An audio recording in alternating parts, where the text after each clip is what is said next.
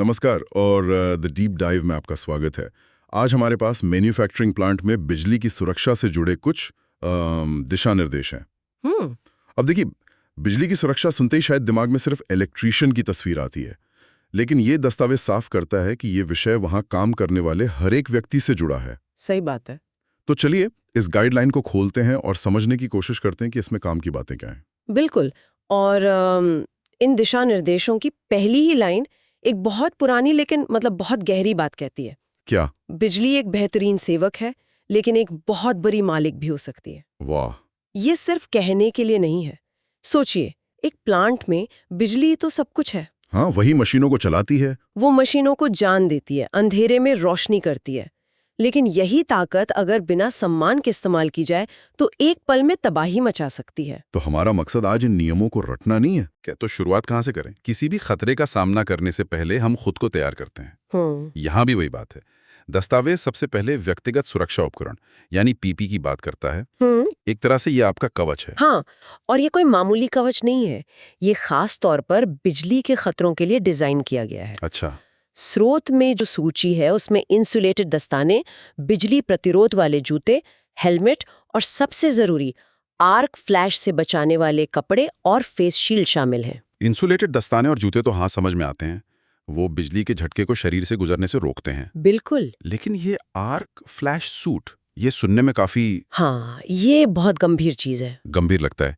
ये क्या चीज है और क्या ये हर किसी को पहनना पड़ता है? ये एक बहुत अच्छा सवाल है।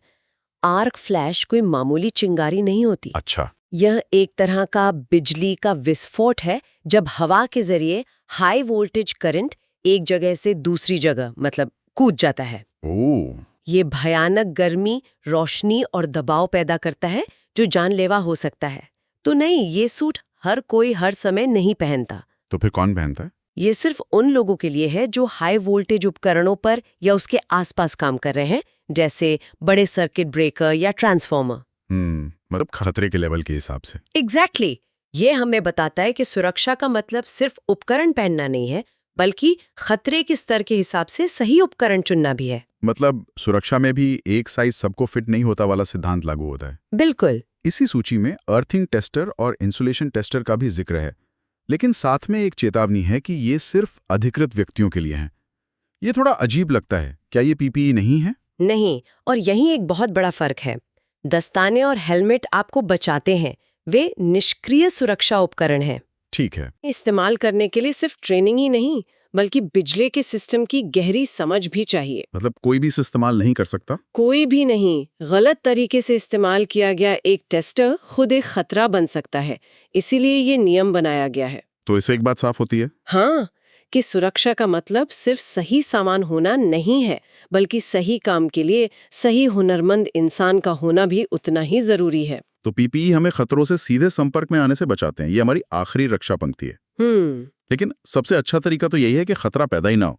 मुझे लगता है यहीं पर वो नियम काम आते हैं जिनका हमें पालन करना चाहिए। हाँ, जिन्हें स्रोत में डूज या क्या करें कहा गया है। सही। आपने बिल्कुल सही पकड़ा। पीपीई एक एयरबैग की तरह है। आप उम्मीद करते हैं कि आपको इसकी कभी जरूरत ना पड़े। डूज वो ड्राइविंग के नियम है जो आपको दुर्घटना से बचाते हैं। इन डोज में एक नियम है जो बहुत सीधा साधा लगता है। इस्तेमाल से पहले केबल, सॉकेट और प्लग की जांच करें। अब ये सुनने में तो बहुत अच्छा लगता है, लेकिन क्या ये व्यवहारिक है? एक बड़ी फैक्ट्री में सैकड़ों मशीनें, हजारों तारें होती हैं। हाँ, बहुत होती हैं। तो क्या ये मुमकिन है कि हर कोई हर बार हर तार की जांच करे, या इसका कोई और मतलब है? देखिए, इसका मतलब ये नहीं है कि आपको मल्टीमीटर लेकर हर तार की जांच करनी है। इसका मतलब है एक नजर डालने की आदत बनाना। अच्छा, बस एक नजर। हाँ, क्या तार कहीं से कटी हुई है, क्या प्लग में कोई दरार है, क्या सॉकेट दीवार से ढीला हो गया है। ये वो चीजें हैं जो एक सेकंड में दिख जाती हैं। ये एक आदत बनाने की बात है। बिल्कुल। ये नियम दरअसल एक संस्कृति बनाने के बारे में है, जहां हर कोई अपने आसपास के माहौल के प्रति सतर्क हो। ये उस पहली दरार को पकड़ने जैसा है, इससे पहले कि पूरा बांध टूट जाए। ये एक तकनीकी काम से ज्यादा एक दिमागी आदत बनाने के बारे में है। बिल्कुल। और अगर हम इन डूज को ध्यान से देखें तो इनमें कुछ समूह नजर आते हैं। जैसे एक तरफ नियम है, सिर्फ अधिकृत और प्रशिक्षित इलेक्ट्रिशियन का उपयोग करें, और बिजली के पैनल बंद और ताला लगाकर रखें। ये नियम नियंत्रण और प्राधिकरण के बारे में है। मतलब कौन क्या कर सकता है और क्या नहीं। हाँ, ये तय करते हैं कि बिजली के सिस्टम तक किसकी पहुंच हो और किसकी नहीं। और दूसरी तरफ नियम है, जैसे उचित अर्थिंग सुनिश्चित करें और सही रेटिंग के एमसीबी या फ्यूज का उपयोग करें। अच्छा। ये नियम अंतर्निहित सुरक्षा प्रणालियों के बारे में है। ये वो गुमनाम हीरो हैं जो पर्दे के पीछे काम करते हैं। अर्थिंग उस आवारा करंट को सुरक्षित रूप से जमीन में भेज देती है जो आपको झटका दे सकता है। और एमसीबी या फ्यूज एक वफादार संतरी की तरह है। संतरी? कैसे? जैसे ही जरूरत से ज्यादा करंट बहता है वो तुरंत सप्लाई बंद कर देता है। ये दिलचस्प है। तो एक तरफ इंसानी नियम है, जैसे कौन पैनल को छू सकता है, और दूसरी तरफ सिस्टम के अपने सुरक्षा नियम है, जैसे एमसीबी। मतलब सुरक्षा इन दोनों के तालमेल से ही बनती है। एकदम सही। एमसीबी आपका सुरक्षा जाल है, लेकिन पैनल पे ताला लगाना ये सुनिश्चित करता है कि कोई उस जाल में ही छेद न कर दे। इसी हिस्से में एक और बात है जो मुझे बहुत आकर्षक लगी।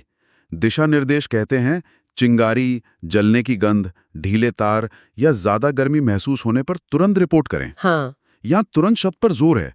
ये तो ऐसा है जैसे हमारे अपने शरीर की इंद्रियों को भी एक सेफ्टी सिस्टम का हिस्सा बना दिया गया हो। और वो है भी। हमारी आंखें, हमारी नाक, हमारे हाथ, ये सबसे संवेदनशील सेंसर्स हैं जो हमारे पास हैं। सही बात है। एक मशीन के ज्यादा गर्म होने की गंध या एक पैनल से आती हल्की भिन-भिनाहट की आवाज, ये वो शुरुआती संकेत है जो कोई बड़ा हादसा होने से पहले मिलते हैं। और अगर कोई इसे नजरअंदाज कर दे तो आप समझ लीजिए कि आप अपनी गाड़ी के डैशबोर्ड पर जल रही इंजन चेक की लाइट पर टेप लगा रहे हैं और सोच रहे हैं कि सब ठीक है। हाँ, सही उदाहरण है। एक छोटी सी चिंगारी आग बन सकती है।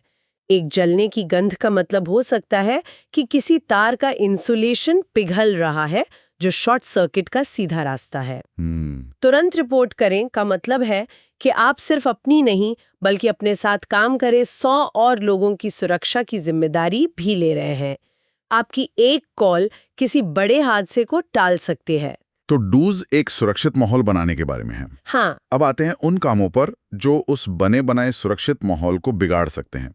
मुझे लगता है डोंट्स या क्या नहीं करे वाला हिस्सा इसी बारे में है। बिल्कुल, ये वो लाल रेखाएं हैं जिन्हें कभी पार नहीं करना चाहिए। ये वो शॉर्टकट है? हाँ, ये वो शॉर्टकट हैं जो अक्सर लंबे और दर्दनाक रास्तों पर ले जाते हैं। सबसे पहला और शायद सबसे जाना पहचाना नियम है, गीले हाथों से बिजली के उपकरणों को न छुएं।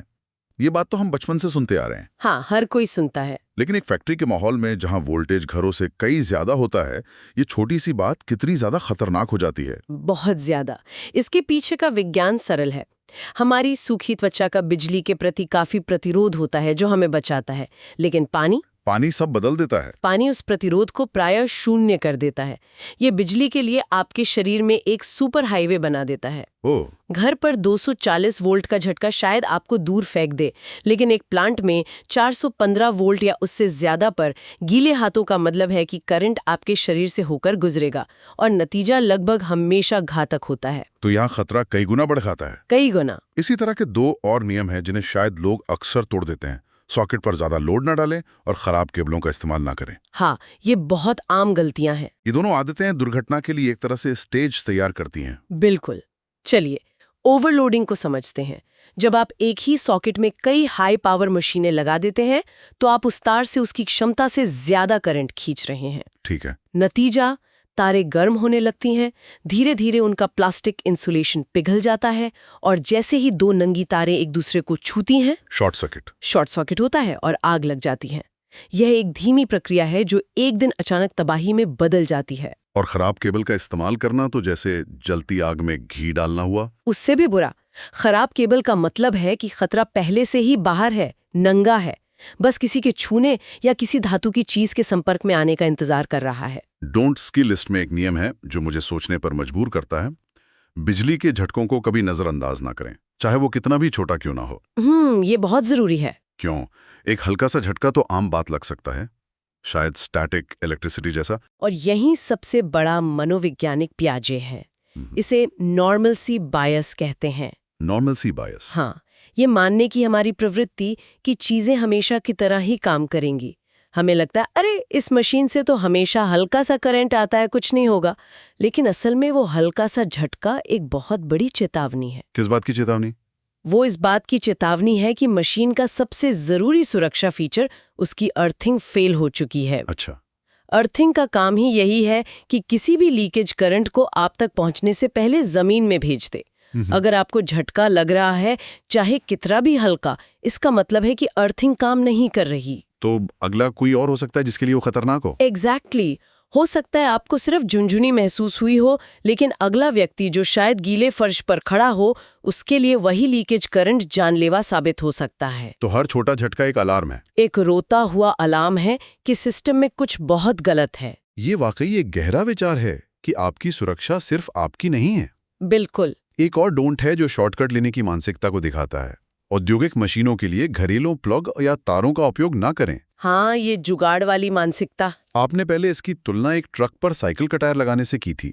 ये एनालॉजी बहुत सटीक है। हाँ, और चलिए इस एनालॉजी को थोड़ा और आगे बढ़ाते हैं।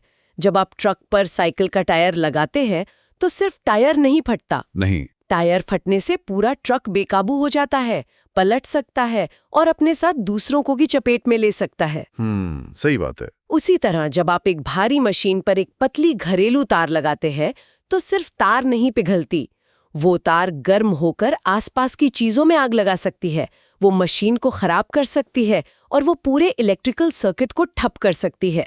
ये जुगाड़ नहीं, तबाही को खुला निमंत्रण है।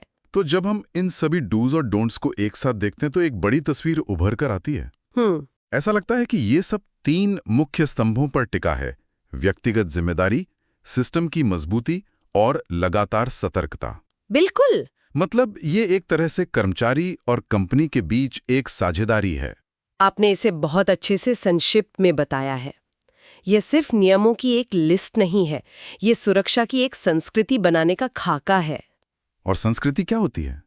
संस्कृति वो है जो आप तब करते हैं जब कोई देख नहीं रहा होता। क्या आप तब भी कटा हुआ तार रिपोर्ट करते हैं? क्या आप तब भी सही दस्ताने पहनते हैं? स्रोत में दिया गया नारा सतर्क रहें, जीवित रहें, बिजली का सम्मान करें, इसी संस्कृति का मूल मंत्र है। बिजली का सम्मान करें, ये सिर्फ डरने से अलग है। सम्मान में समझदारी भी शामिल होती है। बिल्कुल। डर आपको पंगु बना सकता है, लेकिन सम्मान आपको सावधान बनाता है। सही। और यही एक मजबूत सुरक्षा संस्कृति की असली नींव है। हाँ, जहाँ सुरक्षा हर किसी की आदत बन जाती है, मजबूरी नहीं। तो आज की इस चर्चा से जो बातें निकल कर आई हैं वो काफी साफ हैं। पहली, पीपीई सिर्फ एक फॉर्मेलिटी नहीं बल्कि जान बचाने वाला एक कवच है। बिल्कुल। दूसरी, एक छोटा सा बिजली का झटका भी एक बहुत बड़े खतरे का अलार्म हो सकता है जिसे कभी अनसुना नहीं करना चाहिए। कभी नहीं। और तीसरी, औद्योगिक काम में घरेलू उपकरणों का जुगाड़ करना शॉर्टकट नहीं बल्कि तबाही का सीधा रास्ता है। बिल्कुल। और अंत में मैं श्रोताओं के लिए एक सवाल छोड़ना चाहूंगी। जरूर। इन दिशानिर्देशों में ये तो बहुत अच्छे से बताया गया है कि क्या करना है और क्या नहीं करना है, लेकिन असली चुनौती इन नियमों को कागज से उतारकर लोगों की आदत में लाने की है। ये सबसे बड़ा चैलेंज है। तो सवाल ये है कि कोई भी संगठन ये कैसे सुनिश्चित करता है कि ये नियम सिर्फ दीवारों पर लगे पोस्टर ना रह जाएं, बल्कि लोगों के दिमाग और काम करने के तरीके का हिस्सा बन जाएं। सही। एक सुरक्षा दस्तावेज को एक जीवन सुरक्षा संस्कृति में बदलने के लिए प्रशिक्षण, निगरानी और जवाबदेही की क्या भूमिका है? ये एक ऐसा सवाल है जो हमें इस चर्चा से आगे सोचने पर मजबूर करता है।